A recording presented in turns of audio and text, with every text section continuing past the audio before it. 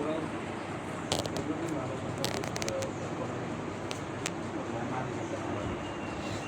একটু বেশি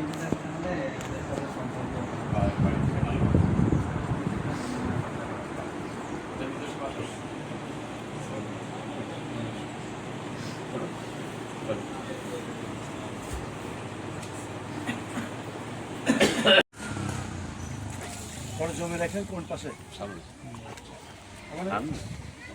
এইদিকে 28 ফিট পড়বে।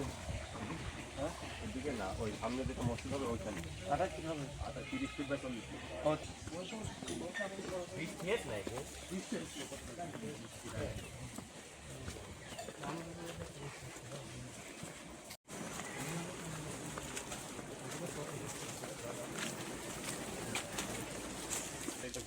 না অবশ্যই, কারণ এই মসজিদ তখন এটা কাজের জন্য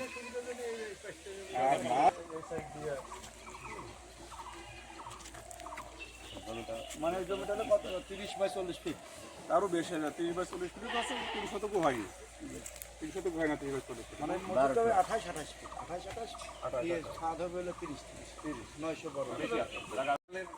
জিনিসপত্রের দাম আর এখনের দাম বহুত পার্থক্য। তো তারপরে আমাদের যা বাজেট, আমাদের কিন্তু সেই বাজেটই, কিন্তু ব্যয়ের ক্ষেত্রে তো ডাবল প্রায় হয়ে গেছে। আমি এই সাইজের মসজিদই করছি 8.5 লাখ টাকা সম্ভব করলাম, এখন 13-14 লাখের বেশি লাগে। যাই হোক, এখন আপনাদের হচ্ছে খালেদ সাইফুল্লাহ ভাই কী বলছে? আমি বলেছি যে 5 লাখ টাকা আপনাদের প্রথমে কাজ শুরু করা লাগবে, ওই টাকা আপনারা পেয়ে যাবেন।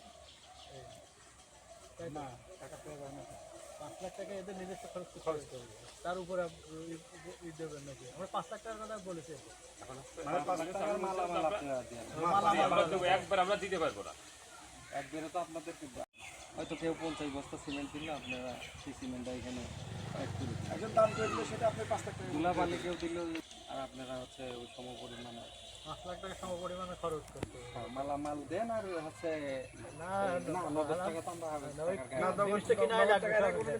মারামতে কিনা লাগবে আপনাদের আমাদের গ্রামে যে মসজিদটা করছে ওরাই করছিল, ওই সময় মানে আমার 1 লাখ 2 লক্ষ টাকা দেবে, 1,45,000 বাকি টাকা তারা দিচ্ছে, কারণ তখন তো দাম কম, মানে যে যিনি এই টাকাতে দেবে।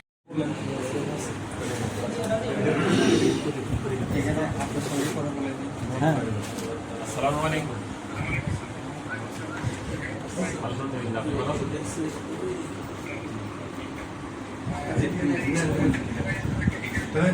আমাদের এখানে বাড়ি আসে, পাশের গ্রাম বাড়ি।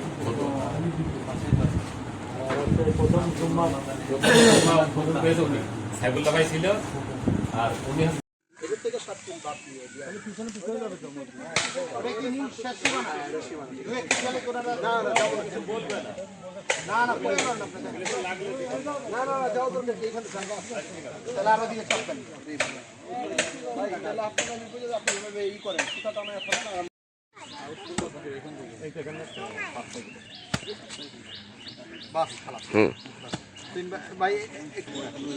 بسم الله. هذا كان اخوي اول جيش الكويت، الحمد لله لشاحن الرحمن، الحمد لله الله يتقبل.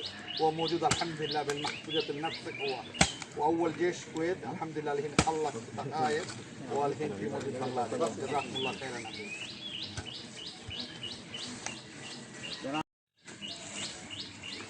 بسم الله.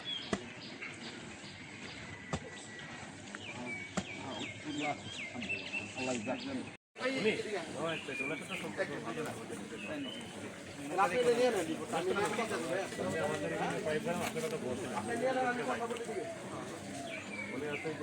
আপনি